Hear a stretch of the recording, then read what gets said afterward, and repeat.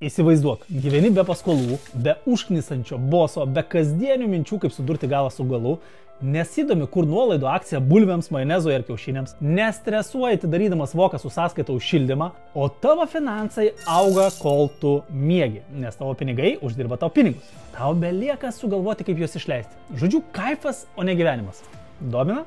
Aš Artūras Rinkus, tavo finansų gidas, ir šiame video aptarsiu įdomią temą – turtingų žmonių įpročius. Ar kada susimastėjai, ką sėkmingi ir turtingi žmonės daro kitaip, kalbant apie pinigus? Tai šiandien mes giliau panagrinėsime įpročius, kuriuos turtingi žmonės naudoja ne tik užtikrinti savo finansinį saugumą, bet ir jį auginti. O jei tik pradedi savo finansinę kelionę ar nori pakelti savo žinias į aukštesnį lygį, tuomet žiūrėk toliau. Nes šiame video tu ne tik suprasi, kas pritraukia turtą, bet taip pat pasidalinsiu įžvalgomis, kurios padės tau transformuoti savo požiūrį į pinigus ir uždirbti daugiau. Pirmas įprotis.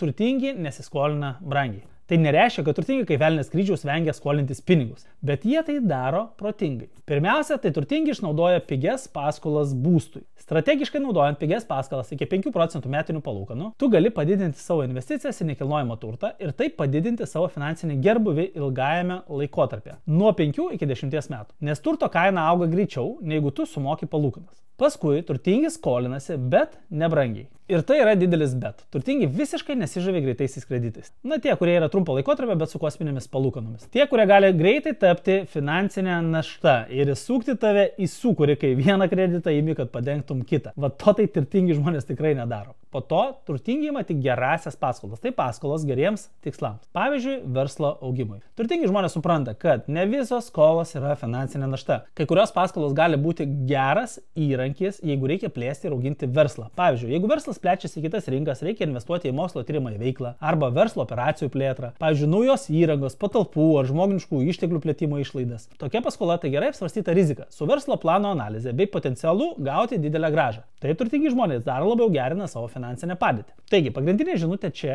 kad turtingi žmonės apskritai nevengia skolintis, bet labai aiškiai supranta, kur gera paskola, o kur bloga paskola. Gera paskola tai kaip investicija į ateitį. Bloga paskola – didelės palūkanos ir pinigai skirti išlaidoms, o ne daugiau uždirbti. Na, o dabar, kaip panagrinėję paskolų paviršių, persikelkime ir aptarkime sekantį turtingų žmonių įprotį – investavimą. Likite kartu ir sužinosite sėkmingo investavimo paslaptis. Turtingieji nesėdi ant pinigų maišo ir neleidžia infliacijai jo suvalgyti. Turtingi leidžia savo pinigams uždirbti pinigus. Nori pradėti sėkmingai investuoti, diversifikuok. Turtingi žmonės išskaido savo investicijas į vairius šaltinius, kad sumažintų nesėkmės riziką, jeigu vieno šaltinio investicijos nuvertėtų. Kas tai bebūtų – akcijos, obligacijos, nekilnojamas turtas, ETF-ai, fondai, auksas ar bet kokios kitos investicijos, diversifikuok savo portfelį ir apsaugok savo pinigus. Antra, turėk ilgalaikį investavimo strategiją. Turtingi žmonės supranta, kad investicija – tai maratonas, o ne sprintas. Kantrybė ir investavimo plano laikymasis, nereaguojant rinkos svyravimus, yra esminiai dalykai siekiant sėkmingai investuoti. Atsiradus galimybei, kuo greičiau pradėk įdarbinti savo pinigus. Jeigu tokių galimybių neturi, tai susikurk. Investicijos tarnauja kaip apsauga nuo infliacijos ir kartu skatina kapitalo augimą, nes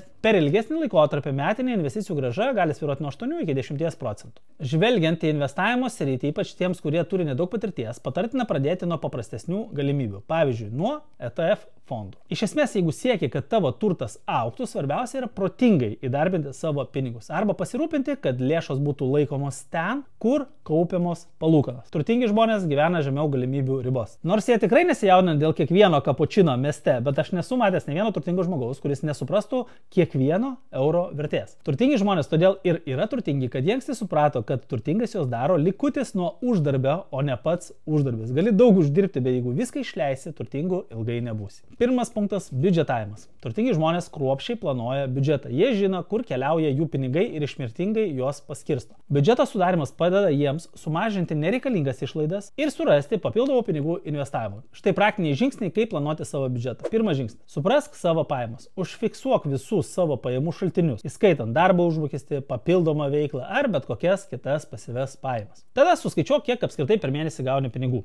Antras žingsnis – išsiaiškink visas savo išlaidas. Nustatyk savo pagrindinės išlaidas. Už telefoną, už būstą, už paskolas, už automobilio, komunalinės ir visas kitas pastovias išlaidas. Trečias žingsnis – stebėk kintamąsias išlaidas. Susiskirstyk kintamąsias išlaidas, pavyzdžiui, maisto produktų, vakarienių, pramogų ir transporto išlaidas. Įsivertink, kokios jos yra. Apskaičiuok vidutinę sumą, kurią išleidi kiekvienai kategorijai per mėnesį. Ketvirtas žingsnis – nustatyk taupimo tikslus. Skirk dalį savo pajamų taupimui. Turėk ir trumpalaikių tikslų, nenumatytų atvejų fondas, ir ilgalaikių tikslų - pensija, vaikų mokslams, dideli pirkiniai, atostogoms ir panašiai. Automatizuok taupimą, nustatyk automatinius pavedimus į taupomąją sąskaitą kiekvieną mėnesį, kad užtikrintum nuoseklumą. 5 žingsnis - stebėk ir koreguok. Pasinaudok mano nemokama sukurta biudžeto valdymo sistema Fix. Nuorodą rasi šio video aprašyme. Planuok reguliarias patikras, kad galėtum peržiūrėti ir koreguoti savo veiksmus.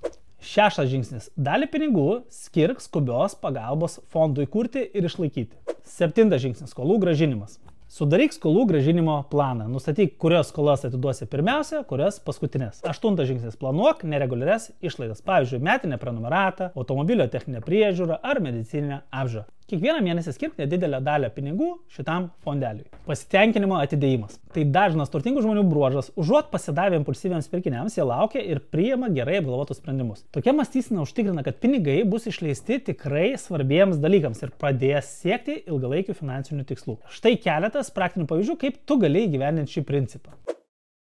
Prieš įsigijant brangų daiktą sudaryk sąrašą ir palauk tam tikrą laiką, pavyzdžiui, 7 dienas. Tai padės tau suprasti, ar tu tikrai nori šito pirkinio. Pavyzdžiui, tavo sąraše yra naujas laikrodis. Palauk 7 dienas ir jeigu po 7 dienų tu dar norėsi, tada gali jį nusipirkti. Nustatyk savo pirkinių limitus, tai yra suma, kurios neviršėsi be išankstinio planavimo. Tai padės išvengti impulsyvių ir nereikalingų pirkinių. Pavyzdžiui, nuspręsk, kad vieno pirkinio suma neturėtų viršyti 10 procentų tavo mėnesinio biudžeto. Pasidaryk atostogas nuo pirkinių. Paskelbk mėnesį, kada tu draudi savo bet kokius brangius pirkinius ir leis tą mėnesį savo pailsėti. 4 įprotis. Turtingi žmonės mokosi naujų įgūdžių visą gyvenimą. Turtingi žmonės supranta, kad žinojimas yra didelė eiga ir kad jie pasiryžę plėsti savo žinias įvairiose srityse. Saviedukacija. Tie, kurie uždirbo po 1 milijoną, tikrai perskaitė ne vieną knygą ir mokėsi kažko specifiško. Jie investuoja savo laiką ir išteklius, kad suprastų naujas rinkos tendencijas, investicinės strategijas ir kaip vystosi atskiros industrijos. Šios žinios padeda jiems išlikti konkurencingais darbo rinkoje ar priimti gerus sprendimus.